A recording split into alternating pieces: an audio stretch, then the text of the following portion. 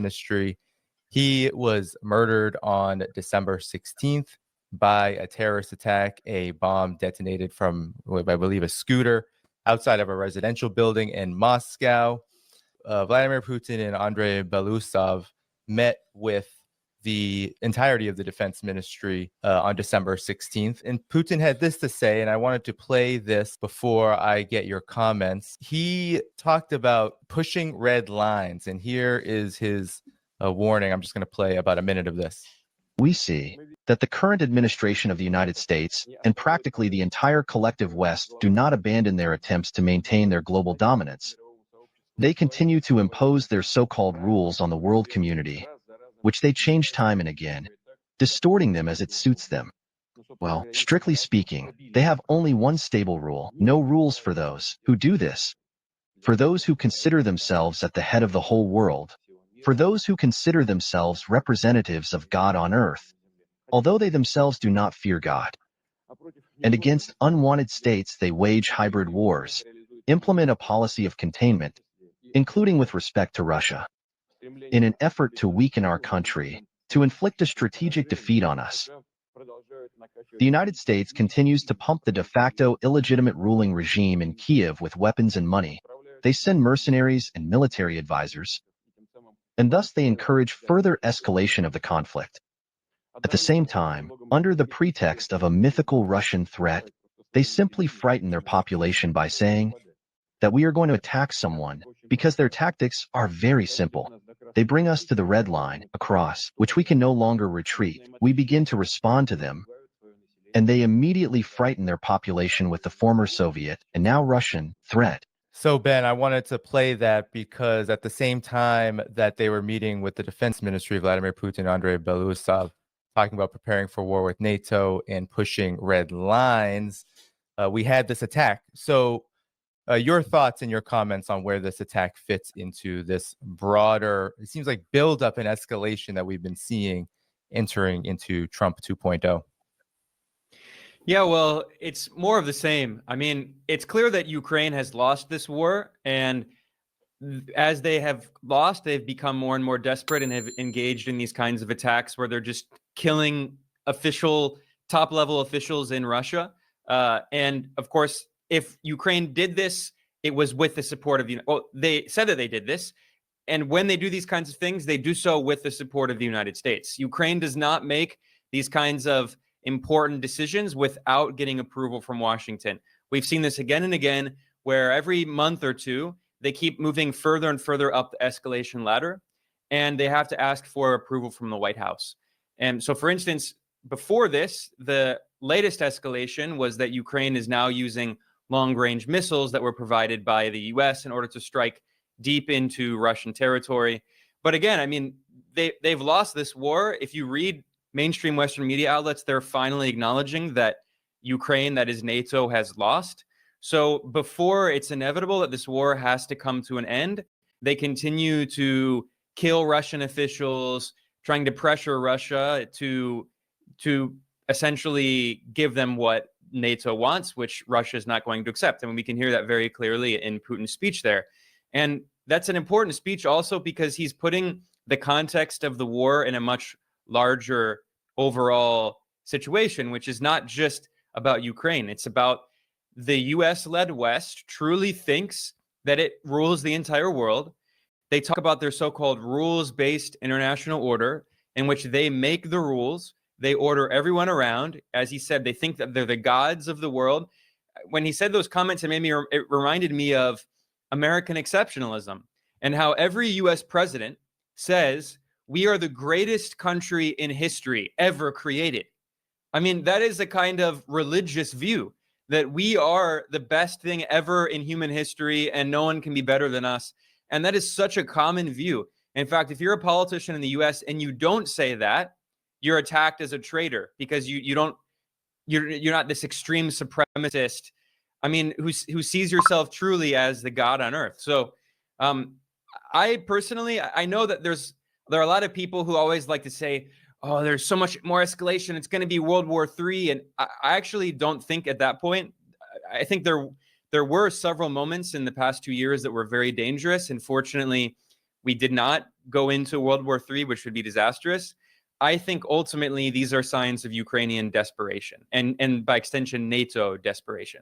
This gentleman, Igor Kirillov, he is one who was just targeted by Ukraine itself, accused of chemical warfare on the battlefront, accused of facilitating it. Russia denies this.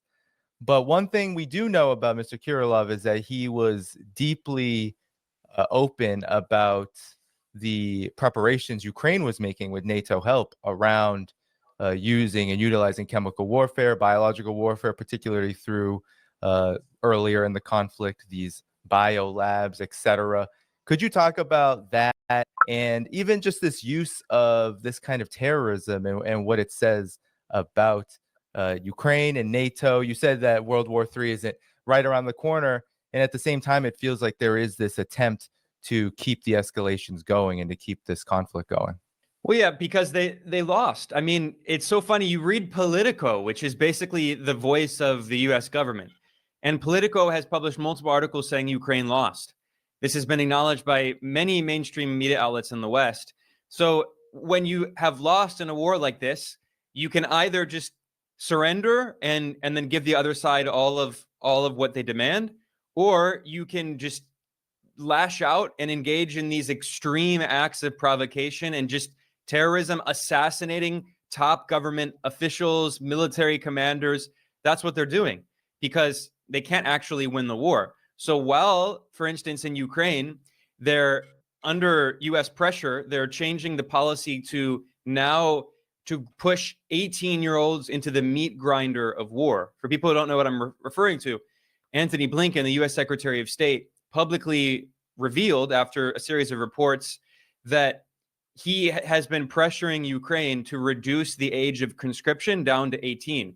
Because previously, Ukraine was saying, well, we don't want to destroy our entire generation of the youth. So instead, the average age of people was in the 40s on the front line, the Ukrainian fighters. Now they're conscripting 18-year-olds and people in their early 20s. So clearly, again, this is a sign of desperation that they've clearly lost. So what they can do is continue to carry out acts of terror, targeted assassinations against top Russian officials, because they think that this could be a way to try to maximize their leverage. At this point, when you're losing a war, you have to think about ways that the war will end. Realistically, they're not going to defeat Russia. NATO has lost. So their goal is to cause as much damage as they can to the Russian government, to Russian leadership. The EU just announced another package of sanctions against Russia. This is the 15th package. I mean, what are they going to? They're going to sanction the last bread, the bread like a bakery or whatever, or grocery store that they haven't sanctioned. I mean, it's like a joke at this point. They're just trying to find new things to sanction because, as they often boast, Russia is now the most sanctioned country on earth. So they're just trying to keep pushing the pressure because they know at some point very soon they're going to have to come to the negotiating table and come to some kind of agreement. Now, what that agreement looks like, I think, is still very much in the air. I honestly do not see some kind of formal agreement likely. I think what's more likely is the Korea War situation, where they essentially freeze the conflict and there's a de facto recognition that the Donbass is part of Russia. And there's a de facto recognition that Ukraine will not be in NATO. But I mean, do you really think? I don't think that Europe would be willing to sign any agreement like that. And now with Trump coming in, it's impossible to predict. Trump said not only did he claim during the campaign that he would end it, he actually claimed that even before he became president, that the war would end. Well, that's looking like it's not going to happen. And then he said he would do it on day one. That's not going to happen either. And a lot of the people around Trump are very hawkish, especially Marco Rubio, who will be the head of the State Department. And of course, most of the people in Trump's cabinet that he has nominated so far are extreme anti-China hawks. But Rubio is also very anti-Russia. Right. And Trump's national security advisor pick, Mike Waltz, who will likely be nominated as well. He's not seen as a controversial pick. Mike Waltz is a neocon. He's also very anti-Russia. So I don't see this. I don't see this scenario in which the U.S. pressures Europe to just sign some kind of agreement. I think it's more likely that this is drawn out a little bit more, and then eventually they come to some kind of Korean War situation where the war is frozen, and the reality on the ground is unofficially recognized, but it doesn't become official. And that's why, I mean, how many months does Ukraine have left? Well, we're at the end of December almost. 1 month until Trump comes in. And then when Trump comes in, again, it's not going to happen immediately, but let's say it's a few months.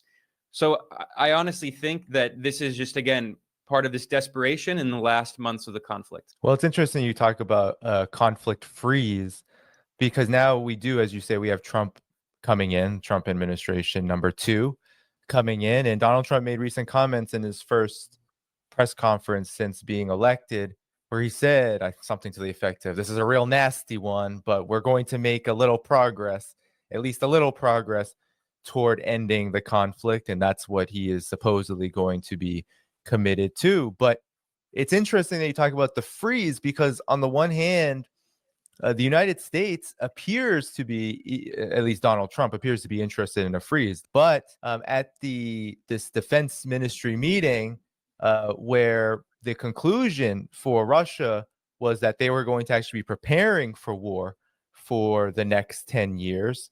That is what Belousov said. He said, the Ministry of Defense of Russia must be ready for any development of events, including possible military conflict with NATO in Europe in the next decade. That's a direct quote.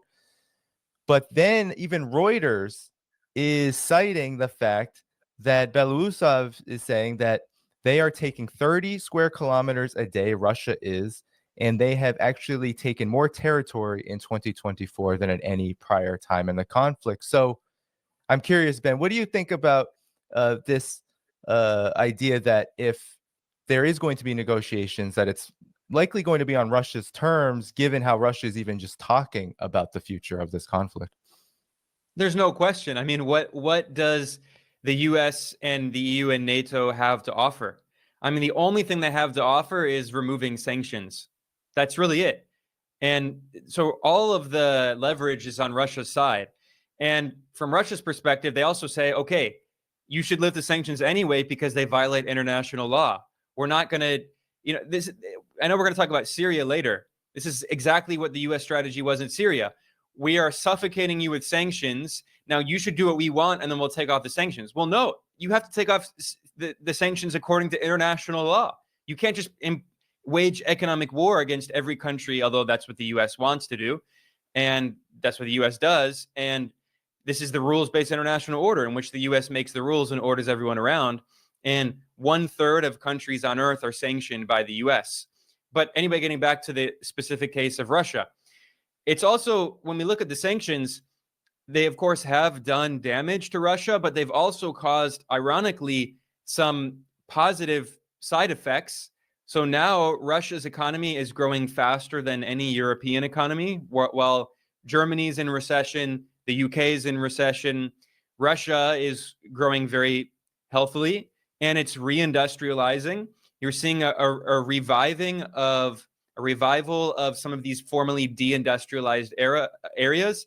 In fact, the FT published a very interesting article about these kinds of Rust Belt areas in Russia. Like, people know of the Rust Belt in the US. These were the major manufacturing areas in, the Midwest and places like Cleveland, Ohio, and Detroit, that previously were centers of industry and the car companies. And in the neoliberal era, many of those jobs were taken offshore. They were deindustrialized. Well, similarly, during the Soviet Union, there were parts of rural Russia that were major manufacturing hubs, and they had local factories where people worked. And then with the imposition of neoliberal shock therapy in the 90s and the overthrow of the Soviet Union, a lot of these areas were just turned into the Russian Rust Belt. A lot of people left. There was brain drain. There were a few jobs locally. There's poverty, unemployment. Well, now what we're seeing is actually a revival of some of these local areas. In fact, some of the Western, to the extent that there were some factories in Russia that were that were managed by Western companies or car companies, for instance, in the case of Japan, which also left. Russia has taken over these factories and is now making Russian cars and other Russian manufacturing goods. So this is, again, I mean, it has caused damage to the Russian economy, but this has also encouraged Russia to reindustrialize, to become more self-sufficient, and to deepen its economic integration with China, with India, with Eurasia in general. Russia is making it very clear that its future lies in further integration with Asia and not with the West. So from Russia's perspective, what do they get from negotiating with the West? The only thing they have to offer is lifting sanctions, which, as I just discussed, have actually not been as damaging to Russia as a lot of people in the West want to think. So I think what we're actually seeing here is Russia is too big to sanction, right? This is the logical conclusion, that when the US has just tried to sanction everyone around the world, eventually what it does is it actually creates kind of new economic blocks that now Russia is firmly part of, this larger Eurasian bloc. So, I mean, obviously, I'm not a military expert. I don't know exactly what the military strategy is going to be, but simply looking at it from a geopolitical perspective and an economic perspective, Russia at this point is obviously winning. The fact that they're taking 30 square kilometers a day is a sign of that. So all the momentum is on their side, which means that NATO, Ukraine, the US, and the EU, they can see that the days are numbered. That's why they're engaged in these very provocative, dangerous acts, terrorist acts, because they know that they only have a few months left. So they're trying to maximize the very little leverage they have, while still cognizant of the fact that they lost and really have nothing to offer Russia. You know, Ben, some in the geopolitical space, people who are following geopolitics get disappointed when they hear Vladimir Putin and Russia make warnings, talk about pushing red lines. They say, well, Russia is just bluffing. Russia's not going to do anything about this. And I'm curious on your perspectives on this, given what you just said, that Russia is winning right now and the scales seem to be tipped in favor of Russia. So I'm curious on what you think about this perspective that I've heard so many. I get messages about this, and I've seen this argument and debate take place a lot for those following this conflict, and mainly in the collective West. Your view? Well, a few things. So you mentioned that quote earlier from Russian military leadership. I mean, these kinds of vague comments are made by basically every military commander in every major country. We see similar comments in China where they're saying we must prepare for potential war in the future. I mean, this is the goal of a military, right? Is that they need to be prepared for future conflict. Meanwhile, you see these insane US generals in the US who are saying that we are going to have war with China by 2025. So, I mean, you have these, the Western media loves to take comments like this from Russian military commanders or Chinese, and they portray this as evidence that supposedly Russia or China are preparing for war in the West. Russia and China do not want to expand war further. They want to focus on economic development. They want to focus on being more self-sufficient and not being as dependent on the West. And in that sense, again, the sanctions have actually helped them decrease their dependency on the West. In the case of China, for instance, I was just looking at recent data. Just a decade ago, China's exports to the US were around 7-8% of GDP.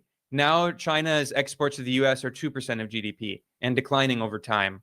So the situation just in one decade has changed a lot.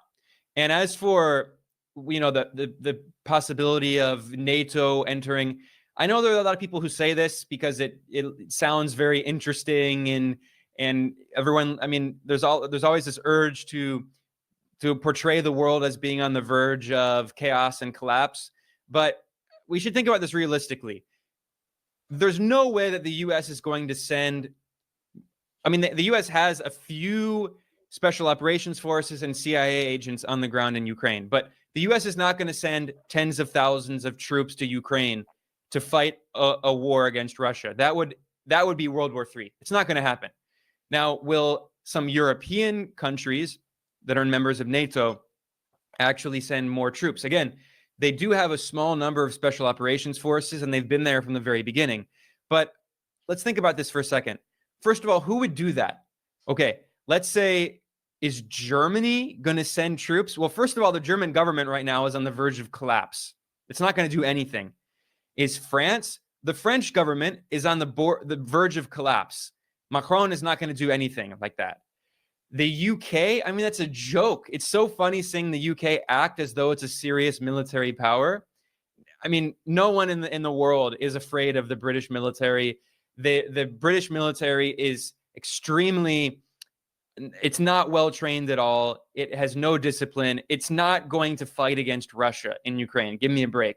This is all bluster. It's all part of the strategy to try to threaten Russia, to try to pressure Russia to reduce its demands for negotiations, because everyone can see that Ukraine has lost. In NATO, there are really only two militaries that are significant, the US and Turkey. Turkey's certainly not going to send troops to Ukraine. They're focused on capturing the north of Syria right now. About to invade. Yes, they're about to invade. Speak anyway. The only country in NATO that actually could have the military capacity to fight against Russia is the US. And they're not going to do that for a variety of reasons. Also because they're much more focused on China at this point. So I think, again, this is all part of a larger strategy. The media wants everyone to be afraid that there's going to be, that NATO is going to enter in Ukraine and is going to fight back and beat back the Russians. It's nonsense. It's childish. It's not going to happen. All of this is part of this propaganda campaign that is trying to obfuscate the fact that Ukraine and NATO have lost. I mean, they have completely lost. It's really obvious that Russia is winning, and all of the momentum is on Russia's side. And because they refuse to acknowledge that, they're just, again, I keep repeating myself, but they're trying to find leverage that they can use against Russia. And the only leverage they have left is just killing top Russian officials.